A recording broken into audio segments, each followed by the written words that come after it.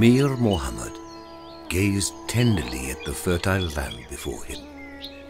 A quiet pride swelled inside him as the wind moved through the lush fields of grain. Their hard labor had finally paid off. "Why is this land so important, Grandpa?" Yasmin's sudden question broke into his thoughts. "This land is our life," the grandfather replied. "It shelters us and feeds us. Without it, we would be hungry and homeless." He explained that land, like nature, was indiscriminate. It belonged to everyone. He added that Pakistan's constitution ensured that both men and women have equal rights to own land. "This land can be mine?" asked Yasmin in awe. "I can become a landlord?" added her brother eagerly. Grandfather smiled and nodded. "Yes, you and everyone like you has a right to this land." These last words echoed through the children's minds and left a trail of hope in the air. That night, each child lay down with a dream of their own, as their grandfather's words painted a picture of a bright future for them.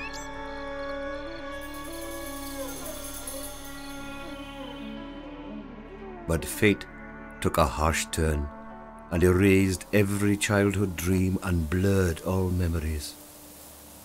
Their father's sudden death forced Rahman to work as a tenant farmer on Malik Munawwar's land.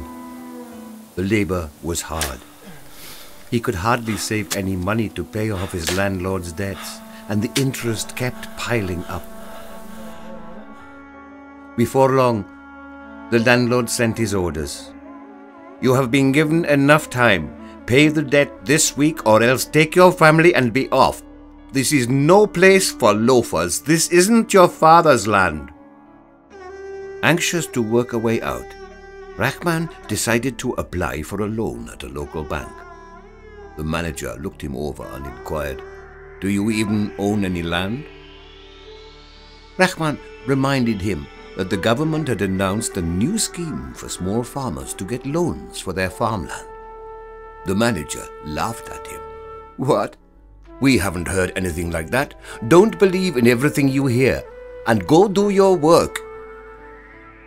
As Rahman turned around to leave, he saw Malik Munawwar walk in. The manager shuffled to his feet and greeted him warmly.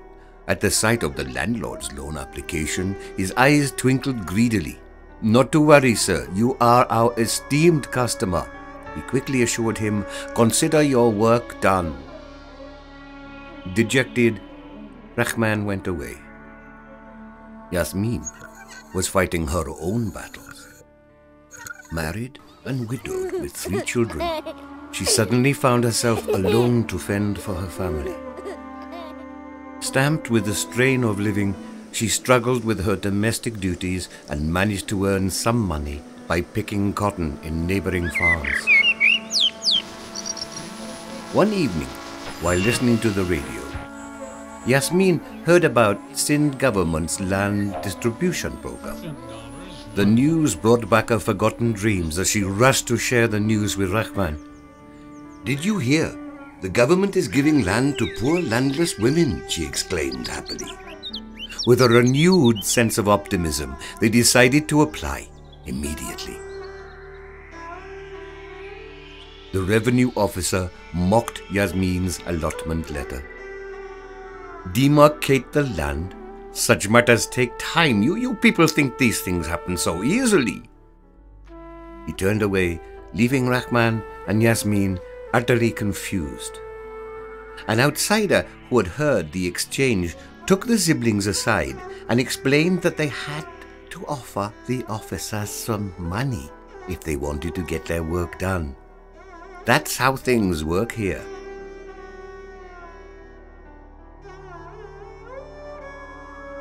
Malik Munawwar looked up from his newspaper as Rahman and Yasmin walked in. What is this I hear? My own people going behind my back, he admonished. If you need something, come to me. Don't get caught in these government matters. Listen to me. I can offer you a high price for the land, he placated them. Hearing this, Yasmin stepped forward. We don't want your money, Malik Saab. This land is our security. What will we do with the money?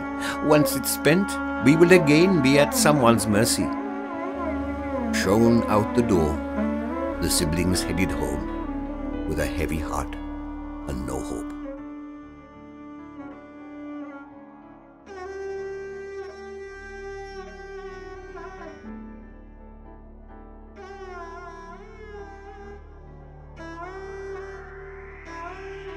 Yasmin is still fighting the system to obtain her own land. We need to change the unfair laws and practices that hinder women like her from acquiring their lawful property. Rahman is still struggling as a bonded laborer to repay his loan. We need policies and programs that offer small farmers like him fair access to land and end bonded labor.